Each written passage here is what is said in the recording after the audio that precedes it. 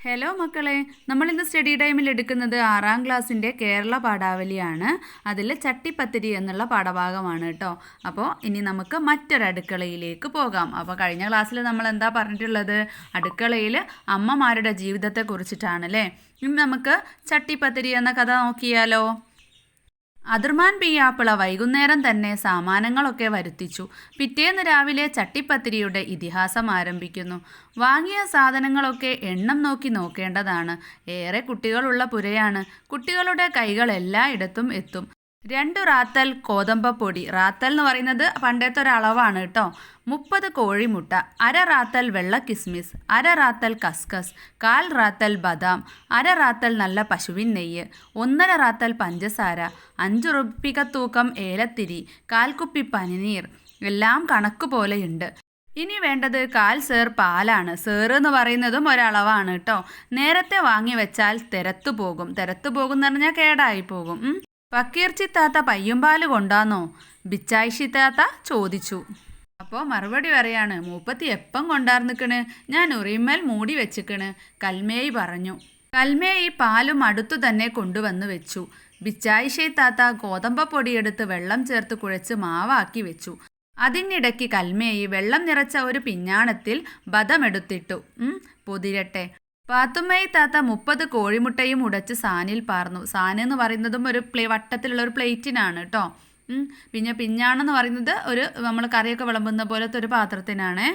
പഞ്ചാരപ്പൊതി അഴിച്ച് കുറച്ച് പഞ്ചാര ഉടച്ച മുട്ടയിലിട്ടു. ഏലത്തിരിയും എടുത്തിട്ടു.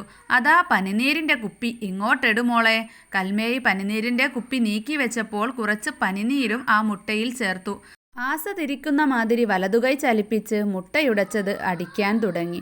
മോളെ, അതാ മാവ് കുഴച്ചത്. എല്ലാവരും കൂടി 20 തോല് പരത്തിക്കോളി. കൽമേയി ഇരുന്നു. അനുജത്തി ബീരാമ്പി ഇരുന്നു. കൽമേയുടെ മൂത്ത മോൾ കച്ചേയും ഇരുന്നു. ചെറിയ മുട്ടിപ്പലകകളിലാണ് ഇരുന്നത്. ഓരോരുത്തരും മുമ്പിൽ പത്തിരി പരത്തുന്ന വലിയ വട്ടപ്പലകകൾ വലിച്ചിട്ടു. കുറച്ചു പൊടിയെടുത്ത് ആദ്യം പലകമേൽ വിതറി.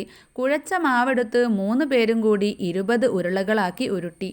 ഓരോന്നും വലിയ ആപ്പിളിൻ്റെ വലിപ്പമുണ്ട്. പത്തിരി കുഴലുകൾ തുടച്ച് ഉരുളകളിൽ അമർത്തി റോളർ ഉരുട്ടുന്നത് പോലെ ഉരുട്ടിക്കൊണ്ട് പരത്താൻ തുടങ്ങി. അമർത്തി ഉരുട്ടും തോറും മാവ് ആനച്ചെവിയുടെ രൂപത്തിൽ പലകമേൽ പരക്കുന്നു. ഇത് കൊയലിമ്മലങ്ങ് ഒട്ടിപ്പൊടിക്കണ്. കുറച്ച് പൊടി വേണം. ബാക്കിയുള്ള പൊടിയുടെ പൊതി കൽമേയി നീക്കിക്കൊടുത്തു. ബീരാമ്പി പൊടിപ്പൊതിയെടുത്ത് പലകമേലും കുഴലിന്മേലും ഒന്ന് പൂശി. എന്നിട്ടൊന്ന് പരത്തി നോക്കി. ഇപ്പോൾ ഒട്ടുപ്പില്ല. കച്ചേയും അതുതന്നെ ചെയ്തു. ബിച്ചായിഷെയ്ത്താത്ത പറഞ്ഞു, 3 ആൾ പരത്താനിരുന്നാൽ ശരിയാവൂല. ഒരാൾ അത് ഓട്ടിലിട്ട് ബാട്ടിയെടുക്കാനിരിക്കട്ടെ. ആനച്ചെവി വലുപ്പത്തിൽ നേർമയിൽ പരത്തിയ ആദ്യത്തെ തോല് ഉമ്മയെ കാണിച്ചുകൊണ്ട് കൽമേയി ചോദിച്ചു, വലിപ്പം ഇത് മതിയോ? ബിച്ചായിഷെയ്ത്താത്ത നോക്കിയിട്ട് പറഞ്ഞു, ചെനമ്പം കൂടി വലിപ്പം ഇരുന്നോട്ടെ. വലിയ ചട്ടിപ്പത്തിരിയല്ലേ, പലക നിറയൽ തന്നെ കണക്ക്. അല്ല, ആ ചെമ്പ് ഇങ്ങോട്ട് നീക്ക്. കൽമേയി വട്ടച്ചെമ്പ് നീക്കിക്കൊടുത്തു. വേഗം ചെമ്പെടുത്ത് കഴുകി അടുപ്പത്ത് വെച്ചിട്ട് ബിച്ചായി ഷെയ്ത്താത്ത വെള്ള കസ്കസ് കഴുകി ഊറ്റി ചെമ്പിലിട്ടു. എന്നിട്ട് പറഞ്ഞു, നെയ്യ് ഇങ്ങോട്ട് എടുക്ക്. കസ്കസ് പൊരിയണുണ്ട്. അതിൽ കുറച്ച് നെയ്യ് ഒഴിച്ച് വാങ്ങി വെച്ചു. കിസ്മിസ് എടുക്ക്. കിസ്മിസ് എടുത്ത് നെയ്യിൽ പൊരിച്ച് കോരിയെടുത്തു. കരിഞ്ഞു പോയോ? ബേജാറോടെ മൂപ്പത്തി ചോദിച്ചു. ബീരാമ്പി എണീറ്റ് കയ്യിൽ കണ കൊണ്ട് പൊരിഞ്ഞ കിസ്മസിൽ കുത്തി നോക്കി. ഇല്ല, കണക്കാണ്. സമാധാനം. ബിച്ചായിഷെയ്ത്താത്ത പിഞ്ഞാണത്തിൽ നിന്ന് പൊതിരാനിട്ട ബദമെടുത്ത് തോലുരിച്ച് ചെറിയ ചെറിയ കഷണങ്ങളാക്കി നുറുക്കാൻ തുടങ്ങി. അപ്പോൾ ചോദിച്ചു, പാലും പഞ്ചാരയും കലക്കി വെച്ചോ? കൽമേയി വിരൽ കടിച്ചു. ഞാനത് മരിച്ച പോലെ മറന്നുപോയി. നല്ല മറതിയാ. എല്ലാത്തിനും ഞാൻ തന്നെ വേണമെന്ന് വെച്ചാലോ? നിങ്ങളൊക്കെ ഇതൊക്കെ പഠിക്കണ്ടേ? എല്ലാ കാലത്തും ചട്ടിപ്പത്തിരി ചൂടാൻ ഉമ്മ ഉണ്ടാവുമോ? ബിച്ചയിഷാത്ത പശുവിൻ പാലെടുത്ത് പഞ്ചസാരയിട്ട് നന്നായി ഇളക്കി വേറൊരു വലിയ സാനിലൊഴിച്ചു. ബാട്ടിയ തോലൊക്കെ ഇതിലിട്. പദം വരട്ടെ. അല്ല, 2 ആളും കൂടി ഇതുവരെ 2 തോലാ പരത്തിയത്. ഇക്കണക്കിന് ഇതാവാൻ മൂന്തിയാവാലോ. ഇല്ലുമ്മ, ഇപ്പം പരത്തിത്തരാ. അവർ പണിക്ക് വേഗം കൂട്ടി. അടുപ്പ് പോണ്. ചെമ്പെടുത്ത് അടുപ്പത്ത് വെക്കി. അടുപ്പിൽ വെറുതെ തീ കത്തുന്നു. കണ്ടപ്പോൾ ബിച്ചായിഷെയ്ത്താത്ത പറഞ്ഞു, നെയ്യിൽ പൊരിച്ചെടുത്ത വെള്ള കസ്കസും കിസ്മിസും ബദം നുറുക്കിയ കഷ്ണങ്ങളും കൂട്ടിക്കുഴച്ച് പണ്ടമാക്കി ഒരു വലിയ കാസയിൽ മാറ്റിവെച്ചു. വല്ലിമ്മ, കോളായോ? കൽമേയുടെ മകൻ അബു അടുക്കളയിൽ കടന്നിട്ട് ചോദിച്ചു. എത്തിയോ? ആളെ തലപ്പിരാൻ തടുപ്പിക്കാണ്ട് അപ്പുറം പോയിരുന്നാട്ടെ. ഇത് ഇങ്ങക്കൊന്നും തിന്നാനല്ല, ഒരുത്തിയിൽ കൊടുക്കാനാ. അപ്പം ഞമ്മക്കില്ല അല്ലേ? പിച്ചായിശേയി താത്തക്ക് ഈറയാണ് പിടിച്ചത്. എന്താ, ജനിച്ചിട്ട് ചട്ടിപ്പത്തിരി കാണാത്തതല്ലേ? അല്ല പിന്നെ. ഗ്രാമഫോണിൽ വന്ന ഒരു പാട്ടും മൂളിക്കൊണ്ട് ഒരു കഷ്ണം ബദവും കടിച്ച് അബു പോയി. കൽമേയി കുറച്ച് നെയ്യിട്ട് വട്ടച്ചെമ്പെടുത്ത് അടുപ്പത്ത് വെച്ചു. നെയ്യുരുക്കിയപ്പോൾ കുറച്ചു നെയ്യ് ചെമ്പിൻ മൂട്ടിൽ ബാക്കിയാക്കി ശേഷിച്ചത് മുഴുവൻ കോരിയെടുത്ത് ഒരു തകരപ്പാട്ടയിലേക്ക് പകർന്നു. ചെമ്പു താഴെ ഇറക്കി വെച്ചു. 20 തോലും പരത്തി കഴിയുമ്പോഴേക്ക് മണിക്കൂർ 3-4 കഴിഞ്ഞിരുന്നു. വേറെയും ചില കുട്ടികൾ അടുക്കളയിലേക്ക് വന്നു. കാസയിൽ പണ്ടം കുഴച്ചു വെച്ചതിൽ നിന്ന് ഒരു കഷ്ണം ബദമെടുത്ത് ഉസ്മാൻ വായിലിട്ടു. ബിച്ചായി ഷെയ്ത്താത്ത അവനെ ഒരു നോട്ടം നോക്കി. നിങ്ങളെല്ലാരും കൂടി പണിയെടുക്കാൻ വന്നാൽ ഇപ്പണി തീരൂല. ഒരു കണ്ടം ബദമെടുത്തില്ലേ? ഇനി അപ്പുറം പോയി കളിച്ചോളി. വേറൊരുത്തൻ ചോദിച്ചു. ഒരു കണ്ടം കിസ്മിസ്?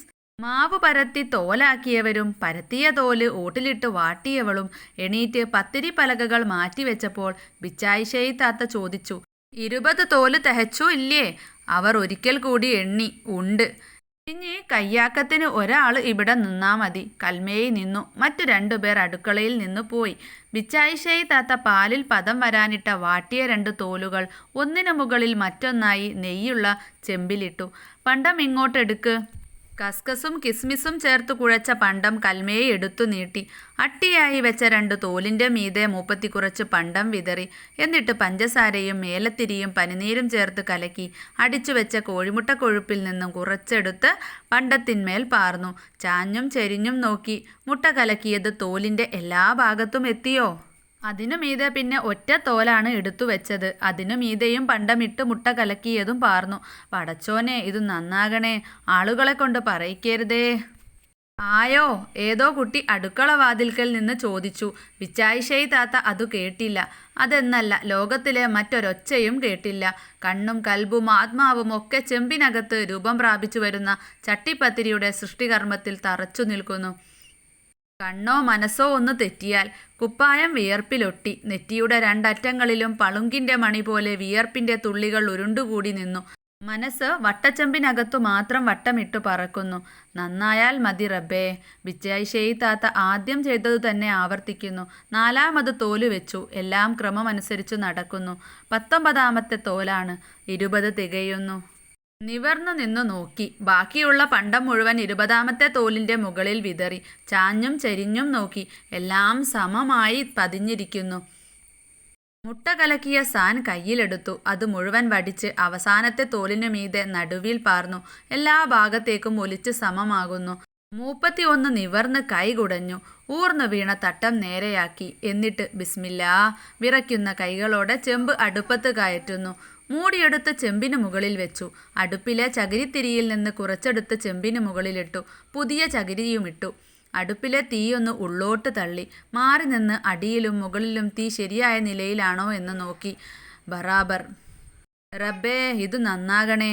നെറ്റിയിൽ ഉരുണ്ടുകൂടിയ വിയർപ്പ് തുള്ളികൾ ചൂണ്ടുവിരൽ മടക്കി തുടച്ച് അവർ പ്രാർത്ഥനാഭാവത്തിൽ നിന്നു. നന്നാവും മോളെ. ഒരു ബാക്കി ബെത്തിലടക്ക. ഇനിയൊന്ന് മുറുക്കണം. പലഹാരങ്ങളുടെ താജ് പണിത ആ കൈകൾക്ക് ആശ്വാസം തോന്നി. മനസ്സിൽ നിറഞ്ഞ നിർവൃതി. എഴുതിയിരിക്കുന്നത് PA മുഹമ്മദ് കോയയാണ്. സുൽത്താൻ വീട് എന്ന കഥയിൽ നിന്നുള്ളതാണ് കേട്ടോ. ഇത് മക്കൾക്ക് വായിക്കാൻ കുറച്ച് ബുദ്ധിമുട്ടുണ്ടാവും കേട്ടോ. പണ്ടുള്ള കുറച്ച് വാക്കുകളൊക്കെയാണ്. അപ്പോൾ ശ്രദ്ധിച്ച് വായിക്കുക. അതിൻ്റെ അർത്ഥങ്ങളൊക്കെ മനസ്സിലാക്കുക കേട്ടോ. ഇനി താഴെ കുറച്ച് ക്വസ്റ്റ്യൻസ് ഉണ്ട് അല്ലേ? അപ്പോൾ ഓരോന്ന് നോക്കാം. അടുക്കളയിൽ ചട്ടിപ്പത്തിരി ഉണ്ടാക്കാൻ ഉപയോഗിക്കുന്ന കുറേ ഉപകരണങ്ങളുണ്ട്. ഏതെല്ലാമാണവ? കഥയിൽ ഏതൊക്കെയാണ് പറഞ്ഞിട്ടുള്ളത്?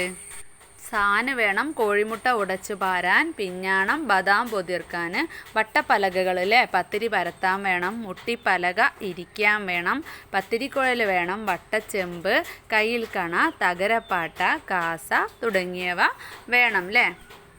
രണ്ടാമത്തെ ചോദ്യം, ഏറെ കുട്ടികളുള്ള പുരയാണ്. കുട്ടികളുടെ കൈകൾ എല്ലായിടത്തും എത്തും. ഇങ്ങനെ പറഞ്ഞത് ഏത് സന്ദർഭത്തിലാണ്? ഇങ്ങനെ പറയാൻ കാരണമെന്ത്? ഇത് ബിച്ചായി ഷെയ്ത്താത്ത പറഞ്ഞതാണ്. കൂടുതൽ കുട്ടികളുള്ളതുകൊണ്ടും കുട്ടികൾ എടുക്കാൻ സാധ്യതയുള്ളതുകൊണ്ടും വാങ്ങിയ സാധനങ്ങൾ എണ്ണം നോക്കുന്നതിനിടയിൽ പറഞ്ഞതാണ്. മൂന്നാമത്തെ ചോദ്യം, ഞാൻ മരിച്ച പോലെ മറന്നുപോയി. ഈ വാക്യം അർത്ഥമാക്കുന്നത് എന്ത്? അത് നമ്മളൊക്കെ പറയാറുണ്ടല്ലേ, നമ്മളോട് എന്തെങ്കിലും ഒരു കാര്യം പറഞ്ഞാൽ ഞാൻ മരിച്ചോണം മറന്നുപോയി എന്നൊക്കെ പറയല്ലേ. അപ്പം നമുക്ക് അത് എങ്ങനെ എഴുതാം? ഒരു കാര്യത്തെക്കുറിച്ച് തീരെ ഓർമ്മയില്ലാത്ത അവസ്ഥയാണ് ഇവിടെ സൂചിപ്പിക്കുന്നത്. കൽമേയി പാലും പഞ്ചസാരയും കലർത്താൻ മറന്നുപോയപ്പോഴാണ് ഇത് പറഞ്ഞത്. ഇനി 4ാമത്തെ ചോദ്യം, എന്താ ജനിച്ചിട്ട് ചട്ടിപ്പത്തിരി കാണാത്തതല്ലേ? അല്ല പിന്നെ, ആരാണ് ഇങ്ങനെ പറഞ്ഞത്? എപ്പോൾ? ബിച്ചായിഷയി താത്ത പറഞ്ഞതാണ് കേട്ടോ. അബു എന്ന കുട്ടി അടുക്കളയിൽ വന്ന് അപ്പം ഞമ്മക്കില്ലേ എന്ന് ചോദിച്ചപ്പോൾ ദേഷ്യത്തോടുകൂടി നീ ജനിച്ചിട്ട് ഇതുവരെ ചട്ടിപ്പത്തിരി കഴിച്ചിട്ടില്ലേ എന്ന അർത്ഥത്തിലാണ് ചോദിക്കുന്നത്. ഇനി 5ാമത്തെ ചോദ്യം, ബിച്ചായിഷയി താത്ത അതു കേട്ടില്ല. അതെന്നല്ല, ലോകത്തിലെ മറ്റൊരൊച്ചയും കേട്ടില്ല. എന്താവും കാരണം? ചട്ടിപ്പത്തിരി ഉണ്ടാക്കുമ്പോൾ മുഴുവൻ ശ്രദ്ധയും അതിലേക്ക് തന്നെ ആവശ്യമാണെന്നും അതിനിടയിൽ വേറെ കാര്യങ്ങളൊന്നും ചെയ്യാനോ കേൾക്കാനോ കഴിയില്ല എന്നാണ് ഇവിടെ സൂചിപ്പിക്കുന്നത്. 6ാമത്തെ ചോദ്യം, പലഹാരങ്ങളുടെ താജ് പണിത ആ കൈകൾക്ക് ആശ്വാസം തോന്നി എന്ന് പറഞ്ഞിരിക്കുന്നത് എന്തുകൊണ്ട്? ഇവിടെ താജ് എന്ന് വിശേഷിപ്പിക്കുന്നത് എന്തിനെ? നന്നായി കഷ്ടപ്പെട്ട് ഒരുപാട് സമയവും എടുത്തു ചെയ്യുന്ന ഒരു പലഹാരമാണ് ചട്ടിപ്പത്തിരി. അതുകൊണ്ട് അധ്വാനത്തിന് ശേഷം വിശ്രമിക്കാമല്ലോ എന്ന ആശ്വാസമാണ് ഇവിടെ ബിച്ചായിഷയി താത്തക്ക് തോന്നിയത്. 20 തോലുകളും അടുക്കടുക്കായി ചേർത്ത് വെച്ച് താജ്മഹൽ പോലെ മനോഹരമായ പലഹാരമായതിനാലാണ് ചട്ടിപ്പത്തിരിയെ പലഹാരങ്ങളുടെ താജ് എന്ന് വിശേഷിപ്പിക്കുന്നത്. അപ്പോൾ താജ് എന്ന് പറയുന്നത് താജ്മഹലിനോടാണ് കേട്ടോ ഉപമിക്കുന്നത്. ഇനി അടുത്ത പ്രവർത്തനം, നാടൻ പദങ്ങളും പ്രയോഗങ്ങളും. റാത്തൽ, സേർ, പൊതിരുക, തെരത്തു പോവുക, മറതി, ഇങ്ങനെ ഒട്ടേറെ നാട്ടുഭാഷാ പദങ്ങൾ ഈ പാഠഭാഗത്തുണ്ട്. പാഠഭാഗത്തെ ഇത്തരം പദങ്ങളും അവയുടെ അർത്ഥവും കണ്ടെത്തി ചാർട്ടിലെഴുതി ക്ലാസ്സിൽ അവതരിപ്പിക്കൂ. ഒരുവിധം പാഠഭാഗത്തുള്ള പദങ്ങളും അർത്ഥങ്ങളും എഴുതിയിട്ടുണ്ട് കേട്ടോ. പഞ്ചാര, പഞ്ചസാര. സാൻ, പരന്ന പാത്രം. പിഞ്ഞാണെന്ന് പറഞ്ഞാൽ പ്ലേറ്റ്. ഉറി എന്ന് പറഞ്ഞാൽ ഭക്ഷണം സൂക്ഷിക്കാൻ കയറുകണ്ട് കെട്ടിയുണ്ടാക്കുന്ന ഉപകരണമാണ്. പയ്യുംപാൽ, പശുവിൻ പാൽ. സേർ, അതൊരളവാണ്. ഏലത്തിരി, ഏലക്കായ. കോതമ്പപ്പൊടി, അതായത് ഗോതമ്പ് പൊടിയാണ്. റാത്തൽ, അതൊരളവാണ്. സാമാനങ്ങൾ എന്ന് പറഞ്ഞാൽ സാധനങ്ങൾ. ആസ, കടയാൻ ഉപയോഗിക്കുന്ന കോലാണ്. പുര എന്ന് പറയുന്നത് വീട്. കൊണ്ടാന്നിക്കണ്, കൊണ്ടുവന്നിട്ടുണ്ട്. വെച്ചിക്കണ്, വെച്ചിട്ടുണ്ട്. പാർന്നു, അതായത് ഒഴിച്ചു. കൊയച്ചത്, അതായത് കുഴച്ചത്. കൊയലിന്മേൽ ഒട്ടിപ്പിടിക്കണ്, കൊയലിന്മേൽ ഒട്ടിപ്പിടിക്കുന്നു. കണ്ടം, കഷ്ണം. ഞമ്മക്കില്ല, നമുക്കില്ല. സരിയാവൂല, ശരിയാവില്ല. ബാട്ടുക, വാട്ടുക. ബേജാർ എന്ന് പറഞ്ഞാൽ വെപ്രാളം. മേണമെന്ന്, വേണമെന്ന്. വെച്ചാലോ, വെച്ചാലോ. ബെക്കി, വെക്കൂ. തെഹച്ചും, അതായത് തികച്ചും. ഇഞ്ഞി, അതായത് ഇനി. കയ്യാക്കത്തിന്, അതായത് ആശ്വാസത്തിന്. വായിക്ക് വെറ്റിലടക്ക, ഒരു വായയ്ക്ക് വെറ്റിലടക്ക. അപ്പോൾ ഇത്രയും പദങ്ങളാണ് ഞാനിവിടെ കണ്ടെത്തിയിട്ടുള്ളത്. കൂടുതൽ മക്കളുണ്ടെങ്കിൽ നോക്കിയിട്ട് കണ്ടെത്തി എഴുതുക കേട്ടോ.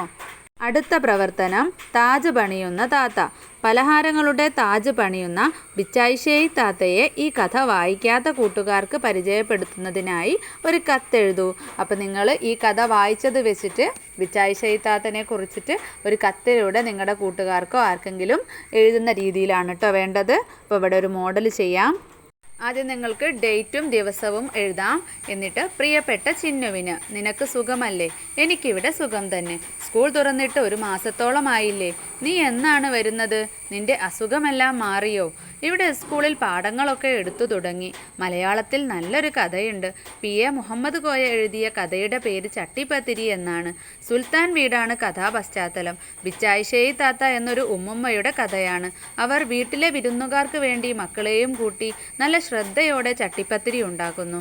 അവരെ പലഹാരങ്ങളുടെ താജ് എന്നാണ് കഥയിൽ വിശേഷിപ്പിക്കുന്നത്. ആ പേരിന് അവർ എന്തുകൊണ്ടും യോജിക്കുന്നു. നാടൻ പദങ്ങളും പ്രയോഗങ്ങളുമാണ് കഥയിൽ ഉപയോഗിച്ചിരിക്കുന്നത്. ഈ കഥ നിനക്ക് തീർച്ചയായും ഇഷ്ടപ്പെടും. നിനക്ക് പെട്ടെന്ന് വരാൻ സാധിക്കട്ടെ എന്ന് നിൻ്റെ സ്വന്തം അച്ചു. ഇതേപോലെ തന്നെ എഴുതണമെന്നില്ല. ഞാൻ ഈ സുഖമില്ലാതെ ലീവ് എടുത്ത് നിൽക്കുന്ന ഒരു കുട്ടിക്കുള്ള കത്താണ് എഴുതിയിട്ടുള്ളത്. നിങ്ങൾ നിങ്ങളുടേതായ ഭാവനയിൽ എഴുതുക കേട്ടോ. അടുത്തത് നോക്കാം. അടുക്കള ആരുടേതാണ്? എല്ലാത്തിനും ഞാൻ തന്നെ വേണമെന്ന് വെച്ചാലോ? നിങ്ങളൊക്കെ ഇതൊക്കെ പഠിക്കണ്ടേ? എല്ലാ കാലത്തും ചട്ടിപ്പത്തിരി ചുടാൻ ഉമ്മ ഉണ്ടാവുമോ? ബിച്ചായിഷയി താത്ത തൻ്റെ പെൺമക്കളോട് പറയുന്ന ഈ വാക്കുകൾ ശ്രദ്ധിച്ചിരിക്കുമല്ലോ. ആൺമക്കൾക്കും ഇത് ബാധകമല്ലേ? അടുക്കള എന്ന കവിതയിൽ ആര് മറന്നു വെച്ചു ഈ അടുക്കള? ഒരു പക്ഷേ എൻ്റെ അമ്മയുടെ ജീവിച്ചിരുന്നിരിക്കാൻ പോലും ഇടയില്ലാത്ത അമ്മയുടെ അമ്മയായിരിക്കാം എന്ന വരികളും ഇതിനോട് ചേർത്ത് വായിക്കേണ്ടതാണ്. നിങ്ങളുടെ അഭിപ്രായങ്ങൾ യുക്തിപൂർവ്വം അവതരിപ്പിക്കാനായി അടുക്കള ആരുടേതാണ് എന്ന വിഷയത്തിൽ ഒരു സംവാദം സംഘടിപ്പിക്കൂ. അപ്പോൾ മക്കളെ, സംവാദം എന്ന് പറഞ്ഞാൽ എന്താണ്? നിങ്ങൾ ക്ലാസ്സിൽ 2 ഗ്രൂപ്പുകളായിട്ട് തിരിയുക.